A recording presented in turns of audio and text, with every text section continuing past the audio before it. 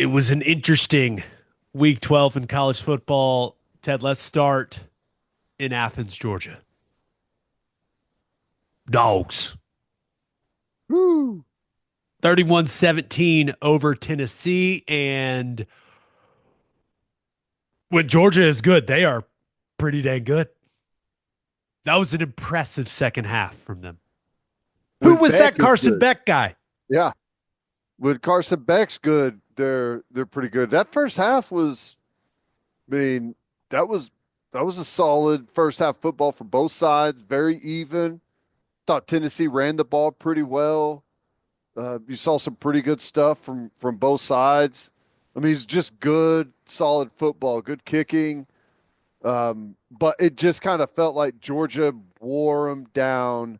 And you mentioned it, Beck was great, throwing some of those balls over the middle. Putting it in the right spot in coverages. Like looks like guys are covered, but he's throwing them to a really good spot, and guys are going up and making plays for him. Man, that's how you got to do it. Carson Beck had a bigger impact on the game than Nico Iamaleava did. That's right. And Beck was really, really solid and made no critical errors. Some big time throws, some throws where you went, that's what I expected it to be like all season. Like that first touchdown where he just rips it to that tight end in between the safeties and over the linebacker in cover Yeah, two. I went, whoa. just it's the old Brett Favre Tampa. You throw it at the back of the Mike linebacker's helmet, and that's what it looked like. And the player made him right and made a great play on it. It was impressive. I think he displayed some great situational awareness. How many times did they get free plays when Tennessee jumped off sides and he just ripped it down the field? Yep. Yep. That's smart quarterback play. And then he used his legs as a weapon. Like that touchdown run was nice. Yeah. It That's was. one of those games where all the NFL teams go, okay, let's all just maybe reevaluate this thing. Looked pretty good. I mean, that was, if he plays like that, no one can beat Georgia. Oregon can't beat him. Texas can't beat him. Ohio State can't beat him. If Carson Beck plays like that, no one's beating him. That's probably true. I think that's probably true. I'll tell you what stood out to me in that football game. And we mentioned this earlier. Tied in. Kitzelman for Tennessee. And how many times did you hear the name Delp throughout the football game? I mean, Do you think that was a fumble? um, remind me, what one was it? Caught it. The He's like tucking it. Tennessee guy pops the ball out. They ruled it incomplete. Said he never secured the catch. I think was that Lucky or was that Delp?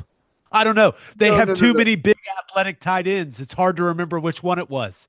I know what play you're talking about. I thought it was. I did not think that was a fumble. You and a lot of Tennessee fans disagree. They are What did furious you about that play. tell me? What you thought? Because I don't. I watched.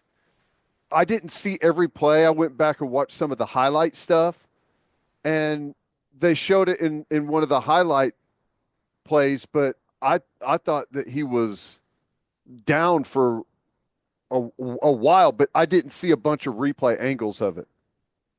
This was like a bang bang. Like he's catching it, he's tucked, ball gets popped out. They rule it, they review it, rule it incomplete. Okay. But it was bang bang, and I thought it was a fumble. But if I was a Tennessee fan, there is one call, one non-call that I would be furious about. 3rd and 2, 7 minutes, 15 seconds to go in the fourth quarter. Carson Beck commits a false start. He Yeah. does. Well, that was interesting to me because this is another play that I saw in highlights. He's going backwards He's So moving before the ball is snapped at the right, quarterback position. he can move, right? Can he stumble backwards when he thinks the snap is coming and it doesn't come? I don't know. I don't think he can stumble forwards, but I think he can be in motion backwards. But I don't know. I mean, that's I don't something I know. need to. Is that a false start? I don't know. If it's I think if he's like flinching, I think it is. But he he was just kind flinched of and then stumbled backwards. did he? Okay, He like, or I don't know if flinch. If I was a Tennessee fan, I'd be pissed. yeah. I that's another play that I saw on highlights, and I thought, well, it's interesting they didn't call that. I wonder if it's because he's moving backwards. But I don't know. I don't know what the commentary of the game was. But instead of it being 3rd and 7, they don't call it. And he throws a 28-yard completion to Landon Humphreys, and they end up going and scoring a touchdown on that drive. If I Yep. was a Tennessee fan, that's a rough one. Yep. Have you taken a look at the old SEC standings? It's a mess or a work of art, I guess, depending on how you view it. Texas and Texas A&M both 5-1. Georgia's in the clubhouse at 6-2. They're done. They got no more conference games. Tennessee's 5-2. Bama and Ole Miss are 4-2. You've got all these different situations, and it's pretty interesting. Only Texas and Texas A&M play each other the rest of the way of all those teams. We got a really chaotic situation on our hands. It should be awesome. Yeah, what Texas has Kentucky this week, and then A&M and College Station. Who's does A&M have another? They got Auburn. So that that's going to be. You would think that that's going to be a huge one in College Station to end. It feels that way. Only other thought on the game. Is it weird that it was a blackout and they didn't wear black?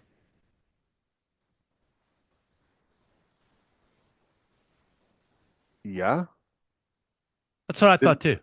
didn't The sound the stands, and blackout. Kirby talked about it after the game. He's like, blackout here at night, this crazy atmosphere. And you and I always talk about, hey, in the big game, wear your jersey, wear what you're known for. And that's exactly what Georgia did. But it was a blackout. They didn't wear black. Thought it was interesting because I it's not like the Penn State whiteout. Penn no. State can't wear white during the whiteout because they're at home and the away team always chooses to wear white. That is not the case with this one. Well, all I know is I didn't know. I did not know that it was a air quotes blackout game. And watching on television while okay playing craps and stuff, I didn't see anyone like this. Were the fans wearing black? They weren't wearing black. Yeah, they were. The fans. You're telling me all the Georgia fans were wearing black? Yeah. And Kirby. Kirby was wearing black. Blackout, Ted. I don't know. That didn't. It did not feel like a blackout to me watching. Georgia needs to embrace the blackout. You can't be half in on the blackout. Got to come out in black jerseys, right? I not in that game. I wouldn't. Fair. The Georgia jersey's good. I'm just saying it was a blackout. They didn't wear black. I find that interesting. I didn't. I didn't even. I did not notice that the fans were wearing black. You were too worried about the pass line, buddy. Hey, I got in a screaming match with a craps dealer, I'm shocked. and I'm totally in the right, and he's totally in the wrong. We can talk about that at a later date, perhaps. Yeah, we're gonna have to unbox that. Maybe that's Wednesday's episode. Oh man, I was hot, mad. Do you want to talk about it or do you want to talk about Missouri, South Now Carolina? let's talk about Missouri, South Carolina. What a game. What a damn game. It was. How about One of the Cook? games of the year. Yeah, I thought, Gamecocks win 34-30. I do want to give some credit to Missouri. yeah. It looked like South Carolina, the way that the end of that first half unfolded, it kind of looked like South Carolina was going to blow them out. Hmm. But credit to Missouri, they turned that thing around in the second half. Really strong third quarter. Got a couple fourth down stops. Nice touchdown drive. Added a field goal early in the fourth. And it was 21-15. They forced another three and out. Put together another touchdown drive. It's like 9 minutes to go in the game. All of a sudden, Missouri's winning. Hey, Missouri and Noel, that running game, they've got a really good running game. He went for 150 on them, and I mean, it was good. They had that thing absolutely running, and I mean, Brady Cook. I thought Brady Cook coming off a injury was excellent, Looked moving awesome. around well. I mean, it was Theo, not Theo Weiss. Burden made his presence felt late. I mean, the stars were out in this South Carolina game on both sides of the ball. I thought Sellers was fantastic. I thought the biggest play of the game, about 7 minutes to go, 3rd and 10. And Sellers like scrambles right. He's about to get sacked. He somehow like pulls a magic act, gets out of it, runs to the left, finds that tight end who battles for the first down, and then they throw like a 47-yarder on the next play and score on the QB sweep play action a couple plays later. But then Missouri answered right back. That was What did that was the when announcer say? It looked like he had too much Johnny Walker there for a second. yeah. That's But for sure. the drive that Missouri put together, that throw from Cook to Burden was perfect. Got the 2 point conversion, but they went, what was it, a minute 10 to go when they got the ball back, South Carolina? They went through that Mizzou defense like a hot knife through butter, man. Yep. That's one of those moments where you dream of it as an offense. Hey, we have the ball. There's a minute and some change left. Let's go win the game. And Rocket Sanders is carrying dudes into the end Dude, zone after catching the shovel. that was incredible. That was a run. You could see like nobody expected that to be the last play. You know what I'm saying? It was like, wait, what just happened? He ran through like all eight guys in the front part of that defense. That was nice. I will say that I had to text Coach Beamer and be like, "Hey, would you please go beat Missouri?" And he after the game he sent something back, so it was pretty good, pretty good. Glad they won that, 5 touchdown passes for dude. Sellers. One of them's 21 a to shovel, 30. Yeah, but dude, he's getting better and better. You start thinking about next year for them. dude. 21 to 30 for 353, 5 touchdowns. Had the one interception, but was also a threat on the ground. That was impressive. Oh, and by the way, tight ends show up again. The big ass, gigantic tight end for South Carolina had a touchdown, Simon. So that's the star. Like I said, the stars were out in this one. Burden 8 catches, a touchdown. Nate Knoll 27 for 150 and a touchdown. Rocket Sanders, um, even Nick Harbor getting in on it, had a long catch. Oh, that was an entertaining football game. How you don't cover that guy is beyond me. The touchdown he had, he's wide open. The dude's the biggest wide receiver in football, and he just You know, there's 6'6" guy. yeah. I hated Missouri's helmets. This Yeah. is the thing for me. Like we need everything needs to fit together, man. You've got the script Missouri on the helmet. You can't then have the block Mizzou on the jersey. It needs to match up. What are we doing here? Didn't notice that. Their black helmets look so much better, anyways. This is the type of stuff that comes into my mind when I watch football games. I'm looking at it right now. These highlights are rolling. I've got the like the GameCast page up. It does look terrible. And meanwhile, South Carolina's all black look is nice. It's always good. That's a good look. The Their color combination's perfect. You could do oh, so much with it. the only other thing on this game, did you see there were like 12 students that stormed the field? It was like I saw some tweets that were like, those students should be kicked out of school. And That's part of me funny. was wondering, I don't even think Greg Sankey's going to find him for this. This is ridiculous. Yeah, I wonder what the threshold is for a field storming. Their athletic director's going, come on, Greg. I mean, come on. There were like 17 kids. Come on. That's funny. South Carolina, our guy, Shane Beamer, first time they've won 4 straight SEC games since 2012. Wow. And getting the talk of a three-loss team, making it in. Look out. 9-3, very possible. It may be a long shot, but they got a shot They got a shot. at the Good. college football playoff. We'll see. Last game to hit. The Texas Longhorns went to Fayetteville and beat the Hogs 20-10. Ted, Texas' defense was so good for about, 2.5 quarters? Just completely dominant. Yep. Arkansas couldn't do anything offensively, but while Texas's defense was just dominating the football game, their offense could not create separation when the opportunity was there. And it was just sitting there at 13-0 while it felt like it should be a 4-score, maybe 5-score type of football game. Then all of a sudden, Arkansas puts together a really nice drive. They run some old school jumbo G lead at the goal line. Love it. Right out of the old Green Bay Packers playbook. That's awesome. Patriots ran it forever as one of their goal line plays.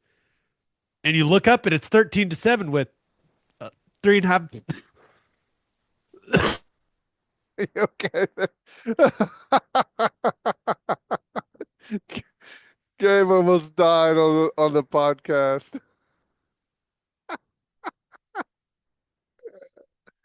Oh man. Wow. Get your drink, man. Get your drink. Your eyes are turning bloodshot red from that cough. Oh wow. I'm leaving it in. People are going to watch me almost die on camera. Oh wow. Texas offense. How good are they? I don't think they're that good. I I think they're solid whenever they get the running game going. They're obviously at their best. I'm shocked that they aren't pushing the ball down the field a little bit more. I guess inconsistent maybe is the word. It looks like they have drives going and then they stall. Too much pressure on the quarterback. From as good as their offensive line is at times, there's other times, and I don't know if it's guys just flat out getting beat or if they're not communicating protections right. But feels like Ewers ends up taking quite a few sacks and they get out of rhythm quite a bit. But I don't know. To their credit, Arkansas adds the field goal. There's like 13 minutes to go in the game. Mhm. It was starting to feel like Arkansas was taking this football game. Texas's offense needed to put a drive together, and that's exactly what they did. Yeah. Big boy, go win the game drive. 8 plays, 75 yards in 3 minutes and 43 seconds. Now, they got a very fortunate bounce on the Jaden Blue fumble on that drive. Woo, yes, they did. What a play getting it, you know, ripping that sucker out of there I think that was the corner, wasn't it, that ripped it out? That was nice. But sometimes you need some luck Yep. to have a special season. And that was the best Ewers looked all game long. Some nice, impressive throws. Texas ran it well, and game was over. But I say that the Alfred Collins play where he goes and forces the fumble. I get Arkansas was driving, and maybe that That was thing got yeah. really interesting. But Well, I mean, that's the one of the deciding factors is, the two turnovers that Arkansas had, the interception early, and I believe Texas either turned that into a touchdown or a field goal, didn't they? And then obviously the forced fumble late that kind of ended the football game. Those two plays were huge, and Arkansas didn't turn Texas over at all. And to me, the other big story, Texas's defensive line was all over Green in the pocket. I mean, they what 5, 6 sacks probably on the day. Simmons was all over it. That was really impressive. Their defense is good.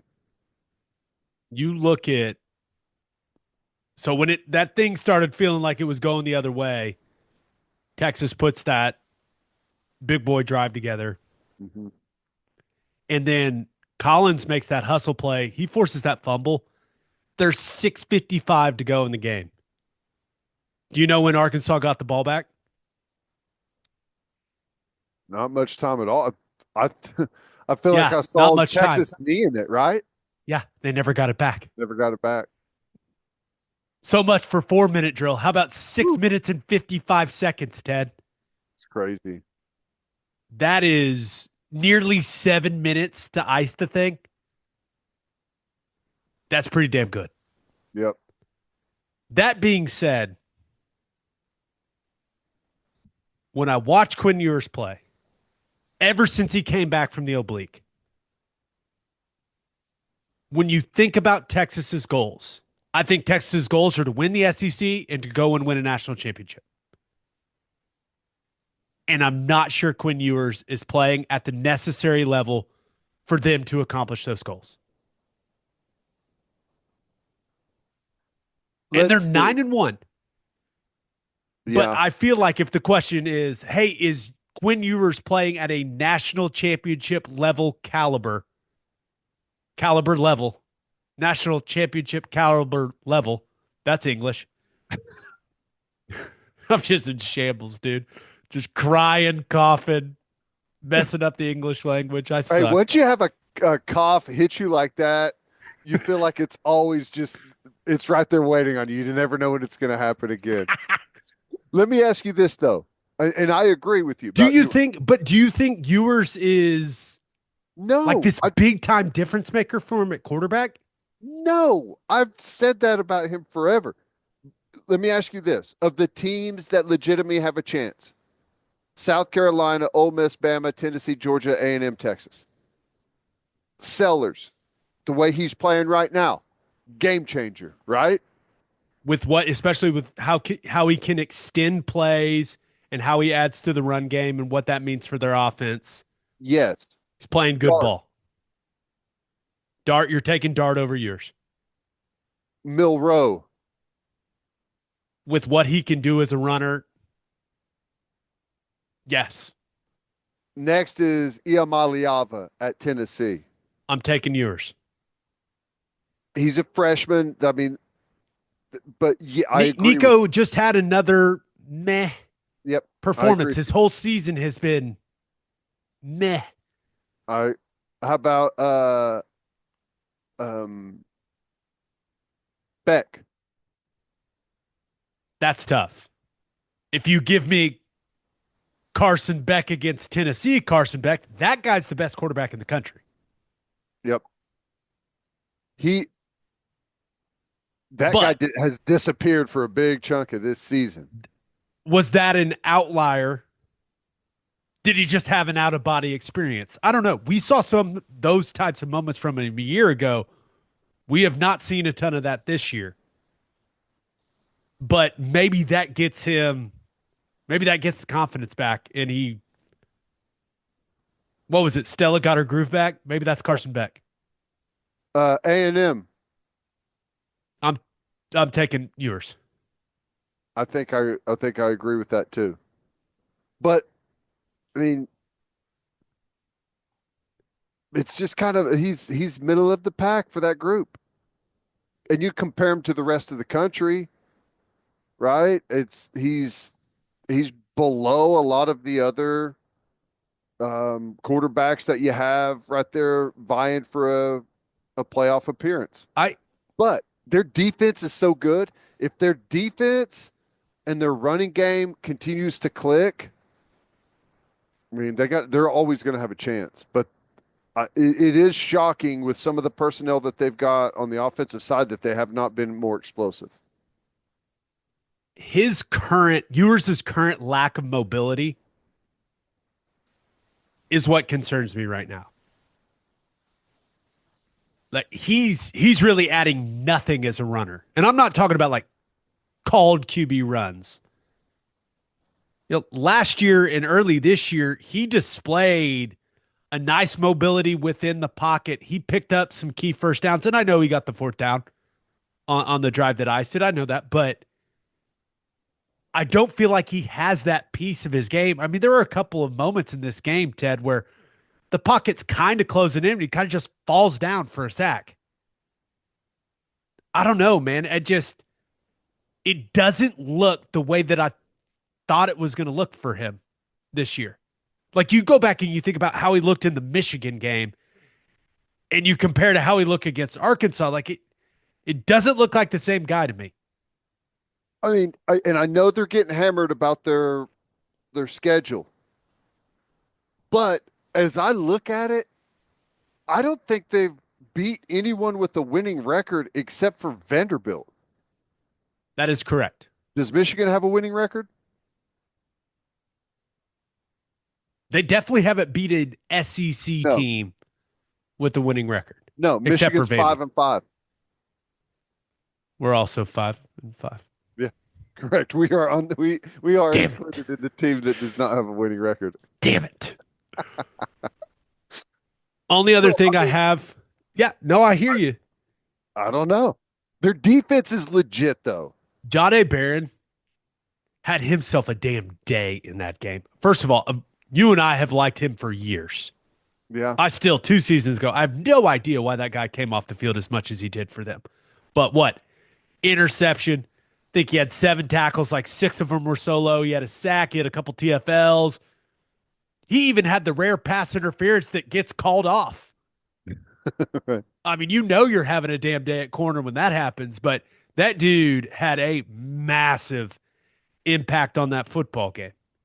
I mean, they've got the number 4 defense in the country, but they have not played a team with a winning record. Is that why? I don't know. Your top 5 defenses go like this, Gabe. Ohio State, Army, Notre Dame, Texas, and Ole Miss. Looking Golly. at the more advanced metrics, SP Plus has Texas's defense as number 2. Yeah. They're really good on defense, man. Their D line is good. They're deep. Simmons had another 2-sack game against Arkansas. I think Collins has taken it to another level. Yeah. He's been these last 3-4 games, he's been a big impact guy for them. They've won 10 straight road games. True road games. Pretty good. Yeah. Are they going to beat A&M on the road? No, I don't think so either. because that would create the most chaotic scenario. That's what I'm here for. It's nothing against Texas. I'm here for chaos. Yeah.